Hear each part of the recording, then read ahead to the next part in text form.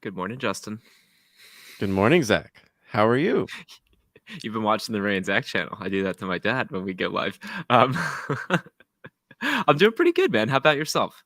Doing wonderful. Glad that I got my recall fixed for my Ionic 5, but I mean, I'm not the one investing $500 billion in electrification. So today, Zach, you and I are going to talk about multiple automakers facing sometimes pretty significant recalls in their brand new poster child EVs.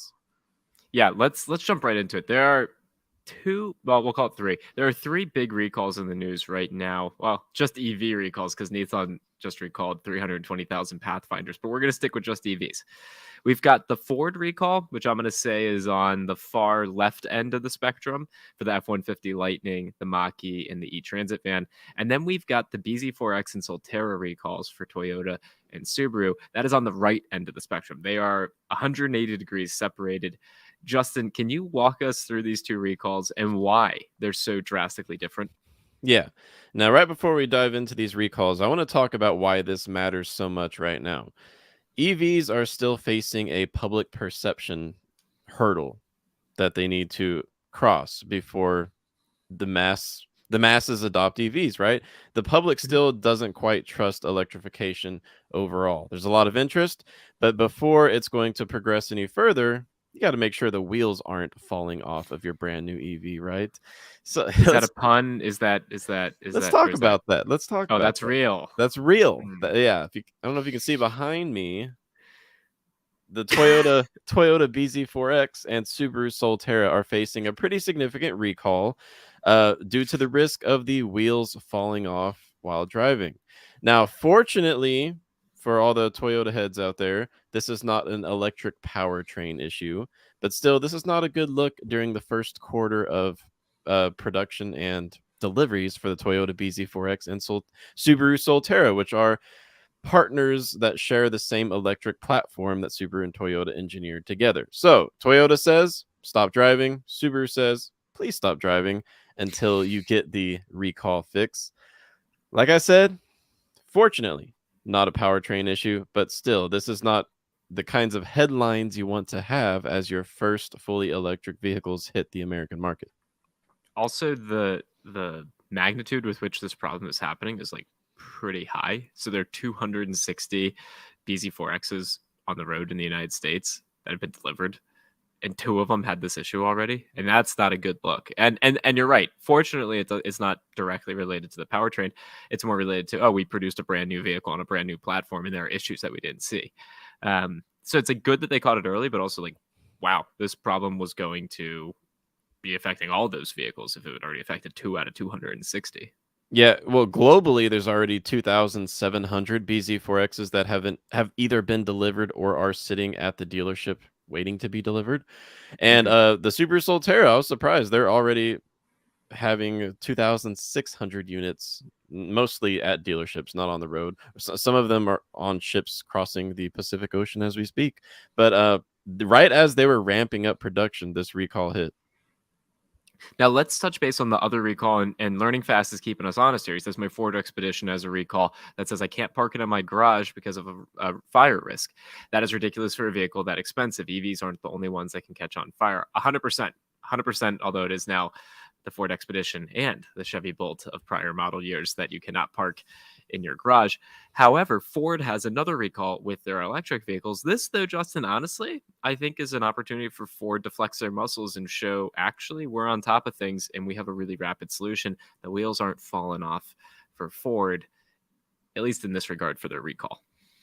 Yes, so far Ford has delivered well under 1,000 F-150 Lightnings. They're just getting the ball rolling.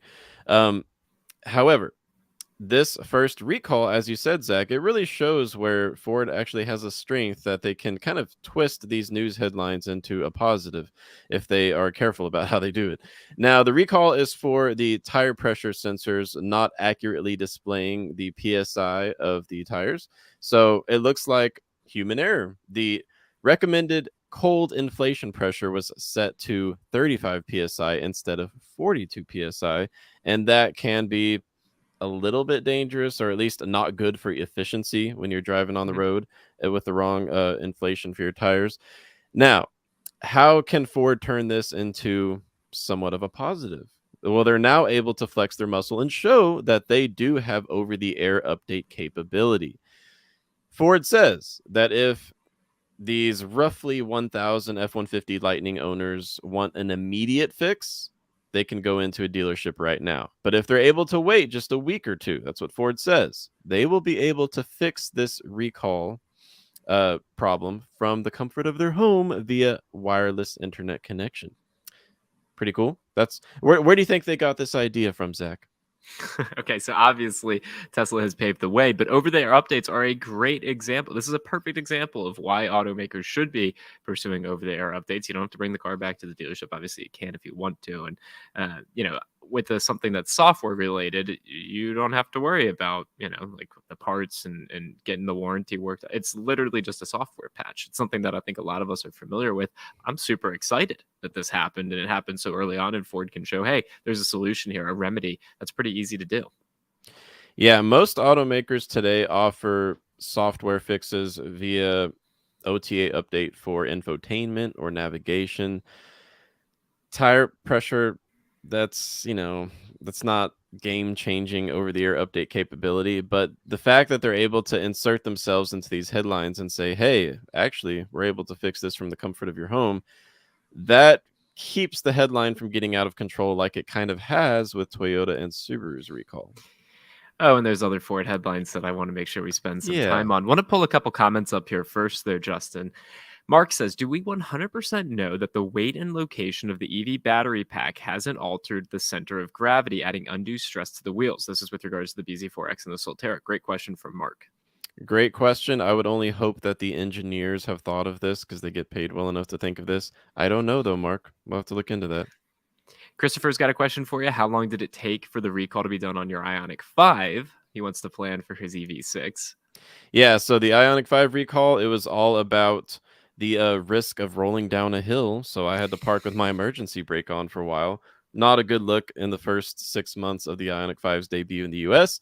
However, the recall fix was announced pretty quickly. It's a software fix, but I had to go into the dealership for it.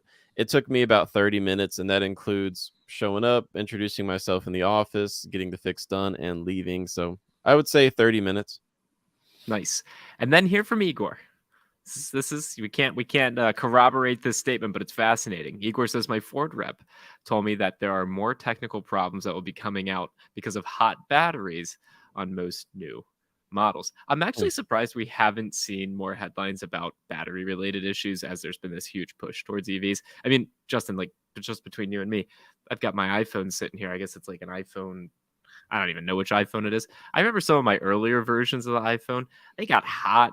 They had battery issues. Why haven't we seen a car yet with battery issues? Like, I just kind of feel like it's inevitable, isn't it? I believe about 20 years of hybrid powertrains on the road could probably be thanked for the relatively low number of battery issues we've seen. If we were just diving right into battery powertrains from combustion, yeah, I think we'd be having a lot of issues. Yeah, yeah. Although you hear from Mark, I love having experts in our audience.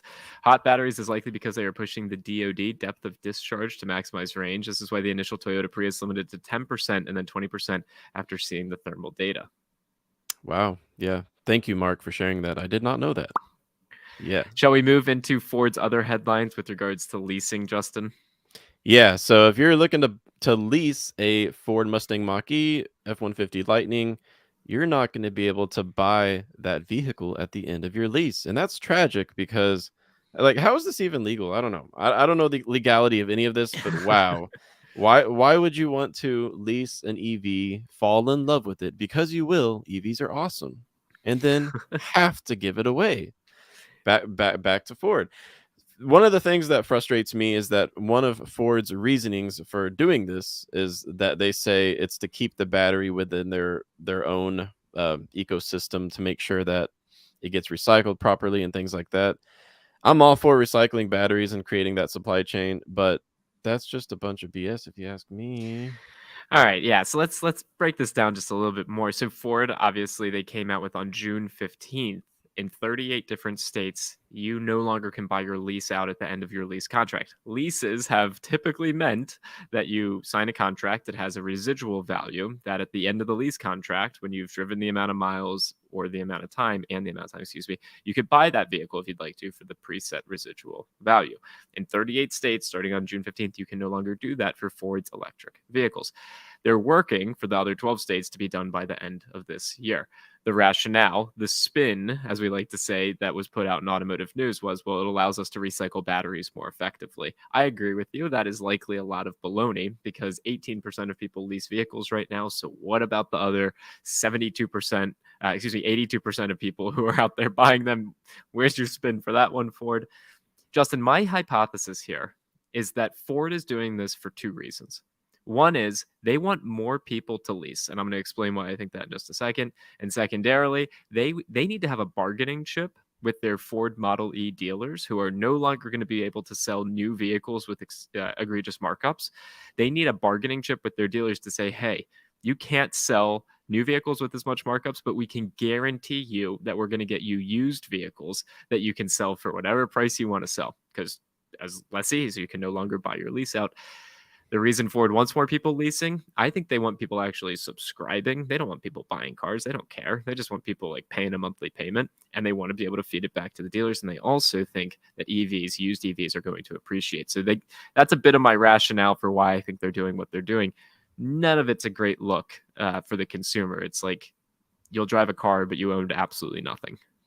Yeah, I almost wonder if Ford should have waited just like 6 months to a year to do this because they need to be accumulating the positive headlines right now as they're rolling out their prized F-150 Lightning. They do not need to be accumulating negative headlines. Interesting. Yeah, it really is.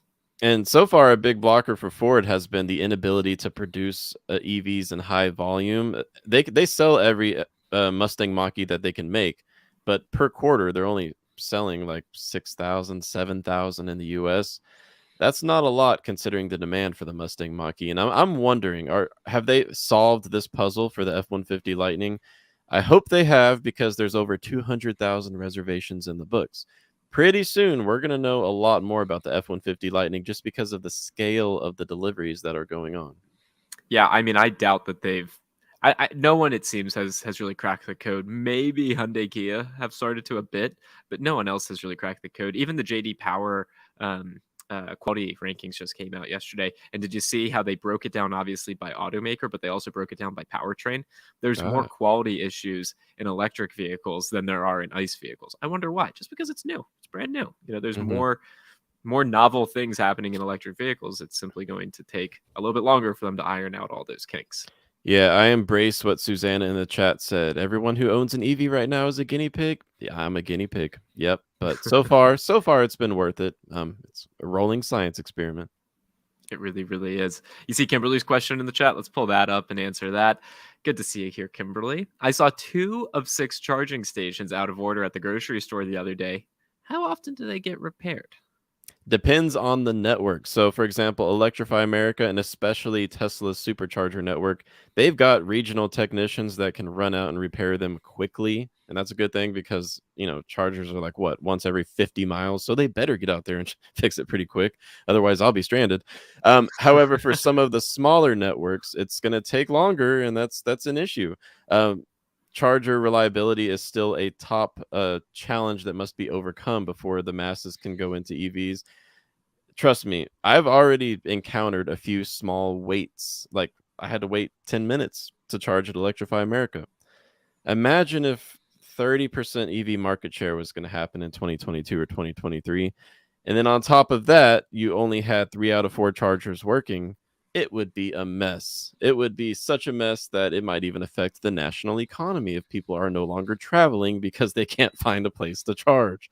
That would be wild and horrible. A horrible look for EVs. EV causes recession by limiting travel. But Kimberly, California is the state with the greatest EV adoption rate so far. About 14% of new vehicle market share is fully electric.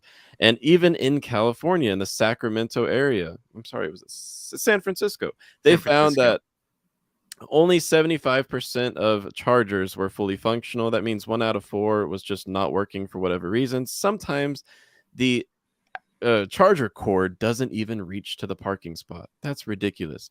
So, Kimberly, that is one of the most important obstacles that must be overcome before automakers really start introducing EVs to the market post 2023. 100%. I see this question here from Learning Fast, and I actually want to turn our attention to something tangentially related to charging infrastructure. Learning Fast says, what percentage of US vehicles are EVs? Is it something like 6% right now? Nowhere near that. I think there are 290-ish million vehicles that are registered in the United States. And what is it? Maybe like 1 or 2 million are electric vehicles in the United States. So it's under 1% of vehicles are electric. When you're learning fast in the chat, when you're referring to total vehicles in the US, it's well under 1%. Crazy, right? But 5% is new vehicle market share that is fully electric. So of new vehicles that are sold in any given time period, month, quarter, year. Yeah. So it's been wobbling between 4% and 5.5%. So Justin, I want to bring up one thing, and it relates back to charging infrastructure. We don't have it on like in the title or anything for today's show, but we did see the Hyundai Kia offices get raided yesterday morning in Germany for potential diesel defeat devices, similar to what we saw with Volkswagen. It sounds like a couple of years ago. You may not know it. You've taught me this. Dieselgate, as I like to refer to it, actually led to Electrify America. Like Volkswagen is the financier for Electrify America. My gears are spinning. Like if Hyundai Kia did this as well, maybe that'll actually advance charging infrastructure even more. Maybe we'll have another financier for EV infrastructure. Yeah, we'll have a new charging network because Hyundai Kia screwed up in Germany. Wow, yeah, that'd be interesting.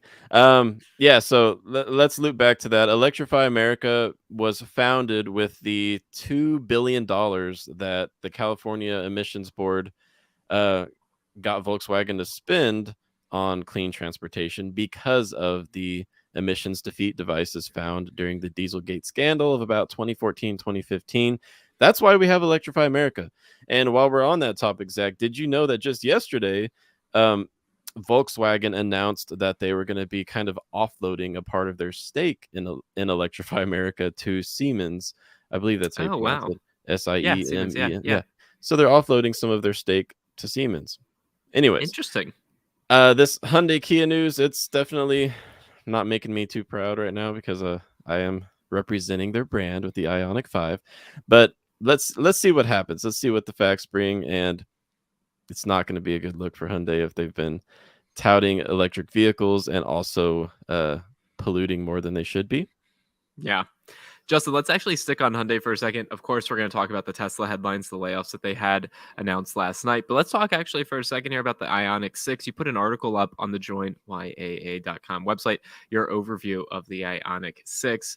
Also, I'm going to just call it out right now. Igor in the chat saying Mercedes is working on cordless chargers, similar to charging pad where you drive up and it will charge your car will charge.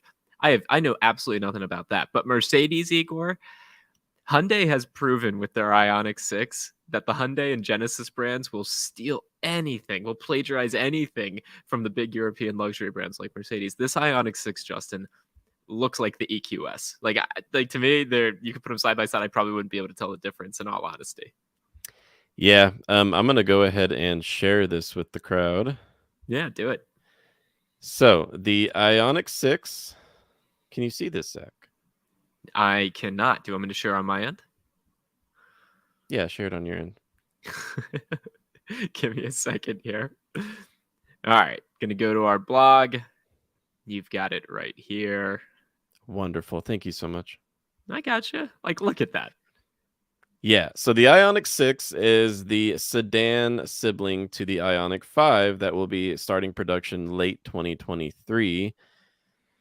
I mean, I said that it keeps sedans cool, but what do you think, Zach? Be honest. Does this look like an invertebrate? I mean, it kind of has bug eyes. If you ask me. I'm a fan of the exterior styling in the rear, and the interior especially, I'm a fan of. Now, the Ioniq 6 is based on the prophecy concept that Hyundai revealed in 2020. A lot of things were going on in 2020, if you might recall, so we probably all forgot about the prophecy concept. Now, yes, talk to us. Yeah, the prophecy concept is based on a 1949 model. Trying to think what it was. Let us know in the chat if you can remember which car is the prophecy concept based on. But anyways, the point is it was a 70-year-old car that was the inspiration was drawn from. Now we're going to be looking at the EGMP platform being paired with the ultimate efficiency and low drag coefficients for the first time. Right now, the eGMP platform from Kia and Hyundai is currently in the Kia EV6 and Hyundai Ioniq 5. It's now making its debut in the Genesis GV60. However, all three of those models are crossovers. They're not very aerodynamic. Now we're going to see what is this platform capable of. What are the range figures going to be like? We could be seeing range well over 320 miles, maybe even 350 miles because of the efficiency paired with the aerodynamics of the Ioniq 6. So if you're, let's see, 25% of car sales right now are sedans. That's really low. Have you seen that statistic, Zach? No, it's Yeah, news yeah. to me. So three out of four car buyers are opting for either a truck, crossover, full size SUV, van. Not If you're surprised. Yeah. if you're in the 25% of Americans who are going for a sedan, this might be a really good way to get into an electric sedan that's not a Tesla Model 3. Because of the Tesla Model 3's popularity and success, I think Hyundai is going to have to undercut the pricing pretty significantly, starting around 40,000, maybe a little bit below. Right now, the Tesla Model 3 starts at 47,000. I'm thinking that the Hyundai Ioniq 6 will start below 40,000. And you've got Kenny in the chat here saying it looks like a Porsche. Yeah, honestly, it does look a little bit like the Taycan. It looks like the EQS. Genesis and Hyundai have traditionally done a great job building beautiful looking vehicles. And you know what's interesting about this, Justin?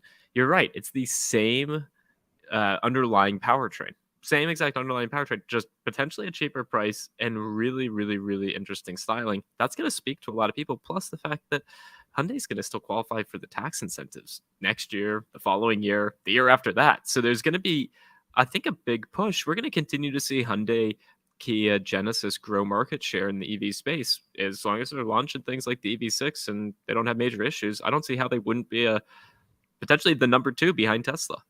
Yeah, and let me reiterate the major points and major advantages of the Ioniq 6 because it's actually outstanding. As you Yeah. mentioned, it shares the eGMP platform. What does that mean? Well, in the Ioniq 5, which is hatchback shaped, not very aerodynamic, it's still able to crank out 250 to 300 miles of range. That's a lot of range for such a um, inefficient vehicle design in the Ioniq 5. Now, when Mhm. you're looking at the ultimate efficiency of the Ioniq 6, that's what they designed it to really cater towards is efficiency. We could be looking at range figures over 350 miles. That's actually quite likely. Now, it's not just about range, it's also about charging. The eGMP platform from Hyundai and Kia is 800-volt architecture, and this is huge. This means that the Ioniq 6 is going to be able to charge just as fast or faster than the Ioniq 5. You could be gaining 250 miles of range in under 20 minutes. Right now, on a good day, I'm able to gain about 200 miles of range in 20 minutes with my Ioniq 5, but with the added efficiency of the Ioniq 6, this could be one of the fastest charging vehicles on the market, second only to the Model 3. Wow. Yeah, so there are a lot of things to be excited about here. I will say there are also some things to be scared about. Learning Fast says the Ioniq 6 will be expensive because of markups that has to be factored in with MSRP. I got to tell you, Justin, and I agree with Learning Fast here. I'm surprised that Hyundai hasn't announced a Hyundai Blue, and obviously they won't call it Hyundai Blue, but or excuse me, a Hyundai Model E. What I mean by that, just to not confuse everyone, is Ford obviously has broken up their business into EV and ICE vehicles. EV set prices, no inventory for their dealers. Hyundai, Genesis, Kia, they all got to eventually do that as well because the thing that is going to hold back them being the number two player in the EV space is the fact that you go to try and buy a Hyundai Ioniq 6 and the advertised price was 42,000 and the dealer's asking for 65. I mean that would be the thing that holds them back, right? Yeah, not everyone can go 600 miles to buy at MSRP like I did. I spoke to my regional dealers where I live, and I wasn't willing to spend $4, 5, $6,000 over MSRP. By the time the Ionic 6 makes it to market in early 2024, maybe late 2023, I hope they've got this worked out. Want to share on the screen really quickly? I pulled it up just a moment ago. Igor mentioned how much he appreciated one of your recent posts, Justin, back on the Join YAA website. So if you head to joinyaa.com, go to resources, go to blog. If you scroll on down, Justin's got great articles here about the fastest charging electric vehicles in 2022. Keep scrolling on down, you'll find plenty more. NEO, best electric vehicle battery warranties, charging etiquette. Everything's back here on the website. Also, today's article, Justin, that we co-authored. The FTC is cracking down on shady car dealers. My dad and I are going to have a blast talking about that at the noon show. And my final pitch here, we're offering a 15% discount for new YAA members. Just use July and the number 4 at checkout. Now, Justin, let's jump back to one of the stories that we have to touch on. Tesla announced really significant layoffs last night. At least the news broke last night. 200 employees were they lost a job. Just they no longer have employment from one of the California offices. Had a lot to do with employees working on autopilot technology, correct? Yes. Now, in theory, these would be the Tesla employees that are having the highest salaries. And if Tesla's looking to make cuts to actually affect their bottom line in a positive way, you could say that that's why they're laying off people who probably make hundreds of thousands of dollars per year. However, we cannot ignore the fact that Tesla's autonomous driving development has been in the news for the wrong reasons lately. And honestly, I'm wishing for nothing but success for Tesla's autopilot and full self-driving experiment that's been going on for the past several years, because so much is riding on the line with their product development. I mean, when we think of EVs, or when most people think of EVs, they think Tesla, right? If Yeah. Tesla's self-driving ambitions fall apart, that's going to be a negative for electrification overall. Now, I'm not Yeah. saying it is going to fall apart. There's also the interesting aspect of, well, it's autonomous driving, so maybe at some point the computers just take over and you just lay off the employees because it's machine learning. It's machine learning on its own. You don't need to have any employees working on it. I don't know, man. When I saw this, I couldn't help but think this is a leading indicator that we're not actually close to having autonomous driving. For Like, sure. why would you stop investing in that if you've made such hubbub is the only word that could come to mind for me, such buzz around your autonomous driving, because you recognize that it's not going to come to fruition in the time horizon that you need it to, and you can't justify paying. I know you just said hundreds of thousands of dollars. Justin, there's people on that team that were probably making $1 million+ a year, at least. Yeah. At least, because that is such a major component of what was going to drive that brand. And you look at other automakers as well. Everyone's been able to get to level 3, at least. Like, that's been the furthest they can get. Justin, I was over in Europe recently. There's no way there's going to be autonomous cars in Europe. Never. Like, I couldn't even walk on half the streets, man. Like, let alone drive on them, let alone have a computer drive on them. There's a lot of hurdles I see. With all the publicity and successes that Tesla has had with its $12,000 full self-driving add-on, that's expensive. I mean, it turns a Model Y into a $87,000 car. If you add red paint, white interior, and full self-driving, the Model Y is this $87,000 car. With all the success that they've had, it must be carefully noted that it's still actually a level 2 autonomous system, not level 3. Now, technically, my Ioniq 5 has a level 2 system. I'm not saying it's as good as Tesla's FSD, but level 2 autonomous systems still require the driver to be fully alert, eyes on the road, hands ready to take the wheel. And honestly, your hand's supposed to be resting on the wheel at all times. You cannot just simply play on your phone or go to sleep. It's a $12,000 feature that gets you roughly the same as what my Ioniq 5 has, just included with the vehicle. Yeah. Is Tesla working on something that goes far beyond that? Of course. But as you can see, we're clearly still years and years away from that happening. I know Elon Musk typically says it's coming a year from now. He says that like every year for the past decade. But I'm telling you, level 3 autonomy, where you can really take your eyes off the road for extended periods of time, we're looking post 2025 for that. I've got two thoughts going through my head. One is we should totally do a show or a video where we just break down all of the different OEMs and what their self-driving capabilities are and who's where, and kind of provide that overview. That'd be super helpful and I think super interesting. Then the other thing is we talked about earlier, Ford is no longer allowing their electric vehicle customers to buy leases out at the end. Tesla has been doing that for a while now. And Yeah. it's interesting because Tesla's rationale for that. So Ford spun it as this will allow us to be able to recycle batteries more effectively. Tesla has spun it as, well, we're going to have a fleet of autonomous driving Model 3s, Model Ys, Model X's, Model S's that are going to pick people up. And that's, the reason we need our off-lease vehicles. It's about money. Yeah. They understand that they can't produce enough of these things. Consumers want them, and as used cars are going to be worth more. So both of them can spin it in different ways. It's not Tesla's not going to have autonomous driving Model 3s anytime soon. There's no fleet of those coming to a city near you in the next year, 2 years, 5 years. I've got to mention that I even met someone who said they bought their Tesla Model 3 in 2020 specifically because Elon Musk said that your car will be able to be a robo taxi that generates income in a few years. That's why they went out and bought a Model 3, and now they see that it's probably never going to happen, and they were kind of upset. So at what point do these types of Tesla allegiances start to fade away? They do still have a superior charging network. Their autopilot and full self-driving is still superior to those of the competitors, but for how long? And how long are people going to be willing to pay $20,000 more for a Tesla as other automakers start to bring their more compelling EVs to market? I mean, yeah, it's really hopefully well we said. don't end up in just a battle of the negative headlines where whose EV recall is worse, and that affects the market. But I don't know. We'll see where it goes. Yeah, definitely. All right, Justin, let's call it a show for today. Thank you, everyone, for being here with us on the Ray and Zach channel. Just go, you're here on YouTube already. Just search Ray and Yeah. Zach. We're going to be talking about this FTC news. It is mind-boggling, man. You wrote that article this morning with me. I mean, it is just nuts. The fact that they have to propose a law to take all these things that dealerships are doing that are illegal. Like, And someone still opposed it. And someone still exactly. opposed it. Elvish is literally asking in the chat, like, what about Kia dealerships? Are they better at customer service? No. Like, no. Yeah. Some of them are. Kia 112. We like you.